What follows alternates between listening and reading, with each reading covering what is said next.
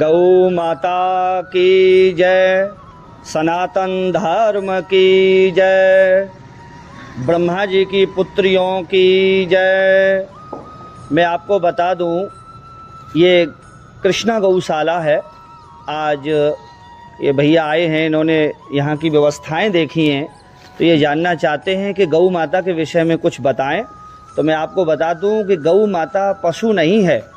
जो लोग समझते हैं कि 2 कान, 2 सींग, 2 आँख, 4 पैर, तो ये पशु है, ये पशु नहीं है, ये हमारी माँ है। गौ को माता क्यों कहा गया है?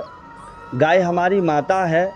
ये हमने ही नहीं, भगवान श्री कृष्ण जब इस पृथ्वी पर आए थे तो एक बार उनकी माता ने कहा था कि आप, आज गोपाष्टमी है और गोपाष्टमी के दिन बेटा आज मैं आपका तिलक करती हूँ, और गौ पूजन कराया था। गौ पूजन कराने के बाद कहा कि आज से आप गौ चारण कर सकते हैं, और गोपाल बने थे गोपाल जी। उसी दिन माताजी ने सुंदर वस्त्र पहनाकर और एक सुंदर चरण पादिका दी कि बेटा चरण पादिका पहनकर जाना, जंगल में कहीं आपके पैर में कोई कांटा न लग जाए। ठाकुर जी ने कहा कि माता मैं चरण पादिका नहीं पहनकर जाऊँगा। तो माता ने बहुत कहा, पर नारायण ने चरण पादिका नहीं पहनी। और माँ से कहा, माँ एक बात बताओ, आप नित्य मंदिर जाती हो तो क्या भगवान की पूजा करने के लिए जाती हो तो चरण पादिका पहनकर जाती हो, जूते चप्पल पहनकर जाती हो? माँ ने कहा नहीं, वो तो हमारे इष्ट देव हैं और भगवान इष्ट देव की पूजा के लिए नंगे पैर जाया जाता है।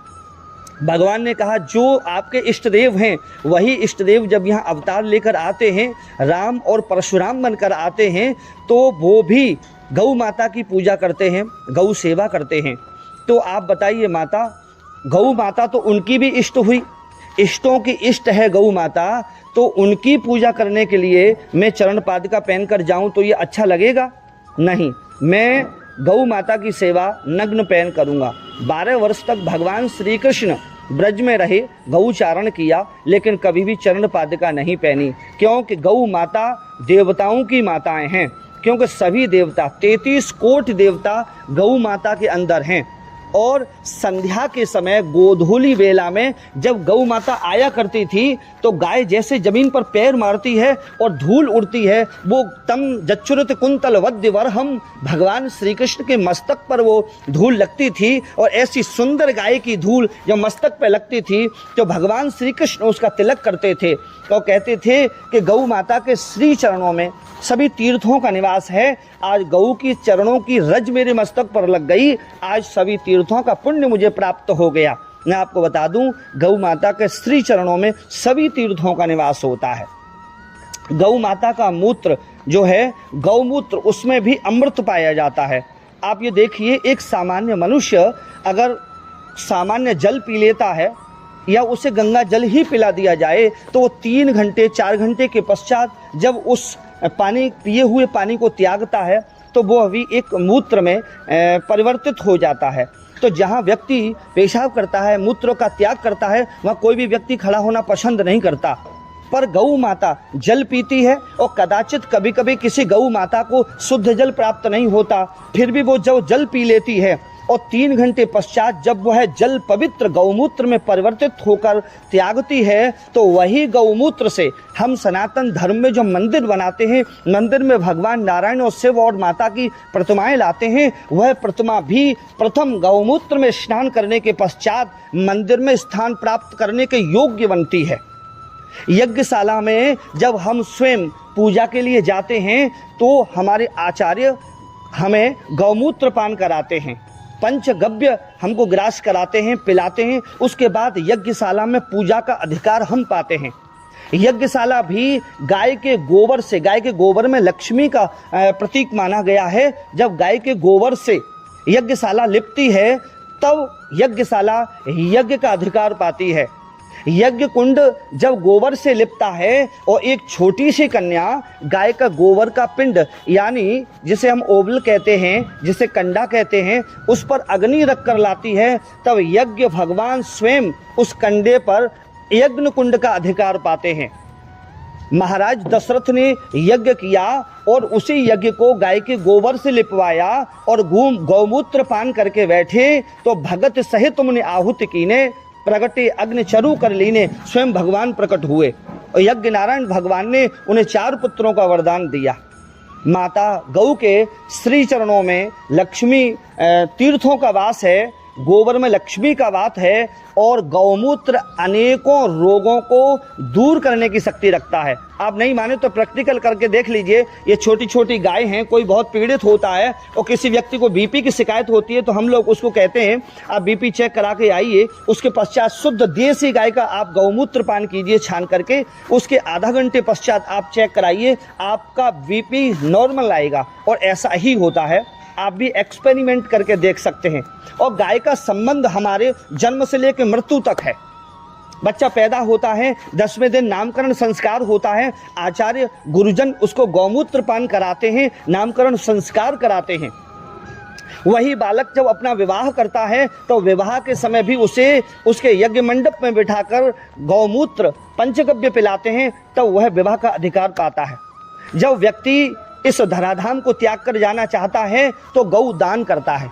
सभी दानों में गौ दान सर्व से ऊपर दान है, सबसे बड़ा दान है। और मैं बता दूं, संसार के सभी भोगों से मुक्त होकर जीव मुक्ति के साधन के लिए जब जाता है तो ऐसी छोटी गाय का पूजन करता है और गाय की पूंछ पकड़कर वैतरणी नदी को पार कर गौलोक धाम श्रीधाम भगवान के परम धाम जाता है।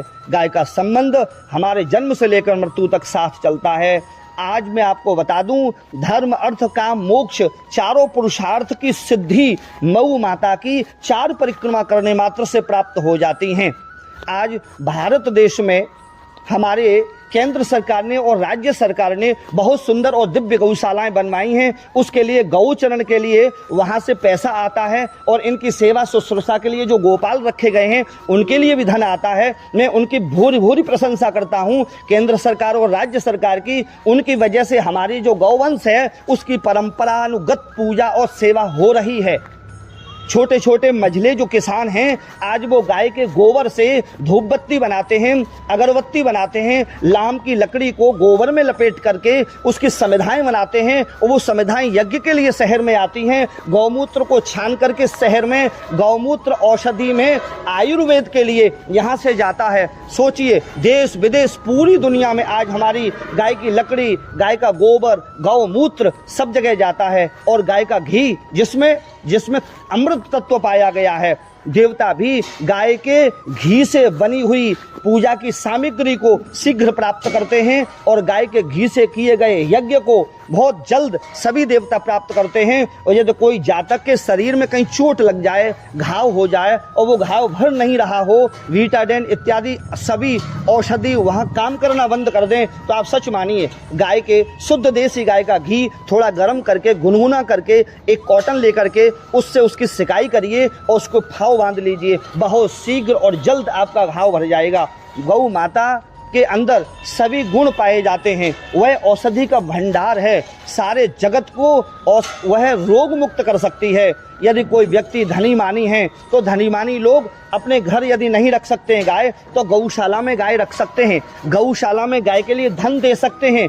और मैं तो निवेदन करूंगा सभी से कि एक एक गाय तो सबके घर होनी ही चाहिए। यदि गाय नहीं रह सकती है तो गाय के लिए अन्न, गाय के लिए चारा, गाय के लिए वस्त्र, इन सब औषधियों की भी व्यवस्था यदि कोई व्यक्ति करता है तो गौ सेवा का जो पुण्य पाता है वह व्यक्ति संपूर्ण संसार के दुखों से निवृत्त होकर के गोलोक धाम जाता है। मेरा सभी से यह संदेश है कि ज़्यादा से ज़्यादा लोग गौ सेवा करें, ज़्यादा से ज़्यादा लोग गौ की सेवा के लिए धन दान करें और ज़्यादा से ज़्यादा लोग गौ की पूजन करें। जो व्यक्ति गाय को स्पर्श कर लेता है तो आप सच मानिए विधाता के द्वारा रचा हुआ आपका भाग्य, आपका प्रारब्ध कोई नष्ट नहीं कर सकता। यदि आपने अपने हाथ लेकर के और गाय के ऊपर इस प्रकार फिराया तो आप हाथ अगर फिराते रहेंगे तो आपके हाथों की रेखाएं मिट जाएंगी, आपका प्रारब्ध बदल जाएगा। गौ माता के अंदर सभी देवता होते हैं, जब सब प्रसन्न होते हैं तो आपके भाग्य को, प्रारब्ध को बदलकर